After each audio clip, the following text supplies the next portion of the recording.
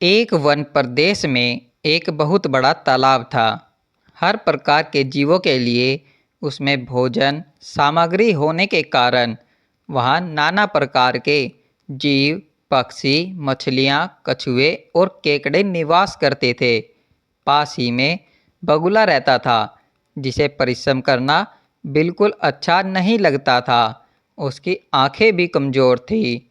मछलियाँ पकड़ने के लिए तो मेहनत करनी पड़ती है, जो उसे खलती थी। इसीलिए आलस्य के मारे वह प्राय भूखा ही रहता। एक टांग पर खड़ा यही सोचता रहता कि क्या उपाय किया जाए कि बिना हाथ पैर हिलाए रोज भोजन मिले। एक दिन उसे एक उपाय सूझा, तो वह उसे आजमाने बैठ गया। बगुला तालाब के किनारे खड़ा हो गया और लगा आंखों से आंसू बहाने। एक केकड़े ने उसे आंसू बहाते देखा तो वह उसके निकट आया और पूछने लगा, मामा, क्या बात है? भोजन के लिए मछलियों का शिकार करने की बजाय खड़े आंसू बहा रहे हो? बगुले ने जोर की हिचकी ली और भर्राए गले से बोला, बेटे, बहुत कर लिया मछलियों का शिकार। अब मैं यह पाप कार्य और नहीं करूँगा। मेरी आत्मा जाग उठी है, इसलिए मैं निकट आई मछलियों को भी नहीं पकड़ रहा हूँ। तुम तो देख ही रहे हो। केकड़ा बोला, मामा, शिकार नहीं करोगे, कुछ खाओगे नहीं तो मर जाओगे। बगुले ने एक और हिचकी ली। ऐसे जीवन का नष्ट होना ही अच्छा है बेटे। वैसे भी हम सबको जल्दी मरना ही है। मुझे ज्ञात हुआ है कि शीघ्र ही यहाँ 12 वर्ष लंबा सूखा पड़ेगा। बगुले ने केकड़े को बताया कि यह बात उसे एक त्रिकालदर्शी महात्मा ने बताई है, जिसकी भविष्यवाणी कभी गलत नहीं होती। केकड़े ने जाकर सबको बताया कि कैसे बगुले ने बलिदान व भक्ति का मार्ग अपना लिया है और सूखा पड़ने वाला है।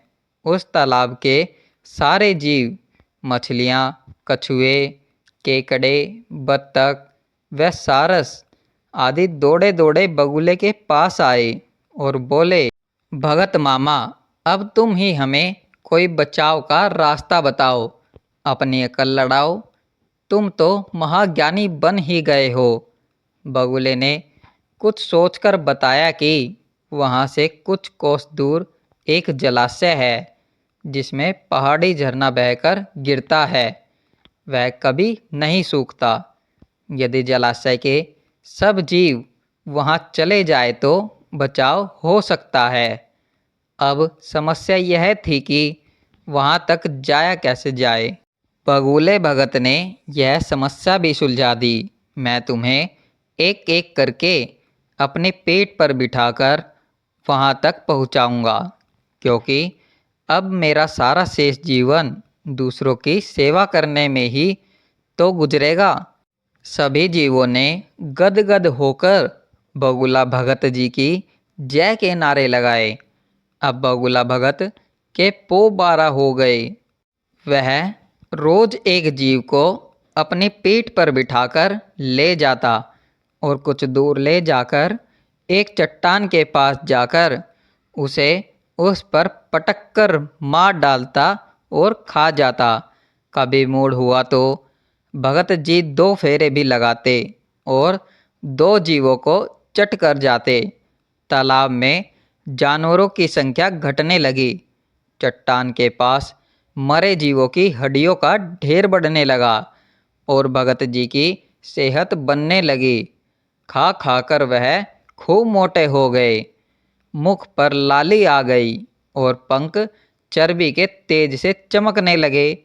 उन्हें देखकर दूसरे जीव कहते, देखो, दूसरों की सेवा का फल और पुण्य भगत जी के शरीर को लग रहा है। बगुला भगत मन ही मन खूब हंसता। वह सोचता कि देखो, दुनिया में कैसे कैसे मूर्ख जीव भरे पड़े हैं, जो सबका विश्वास कर लेते हैं। ऐसे मूर्खों की दुनिया में थोड़ी चालाकी से काम लिया जाए तो मज़े ही मज़े है। बिना हाथ पैर हिलाए खूब दावत उड़ाई जा सकती है। बहुत दिन यही क्रम चला। एक दिन केकड़े ने बगुले से कहा, मामा, तुमने इतने सारे जानवर यहाँ से वहाँ कर दिए, लेकिन मेरी बारी अभी तक नहीं आई। भगत जी बोले, बेटा, आज तेरा ही नंबर लगाते हैं।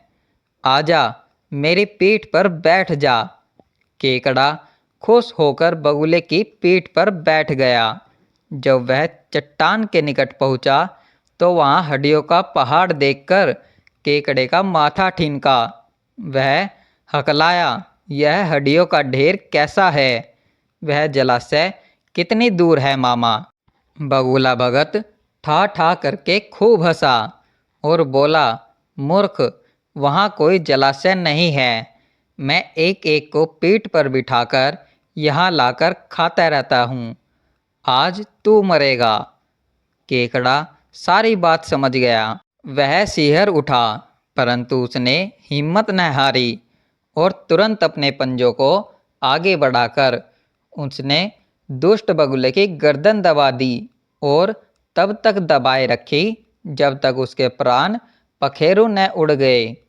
फिर केकड़ा बगुले भगत का कटा सिर लेकर तालाब पर लौटा और सारे जीवों को सच्चाई बता दी कि कैसे दुष्ट बगुला भगत उन्हें धोखा देता रहा।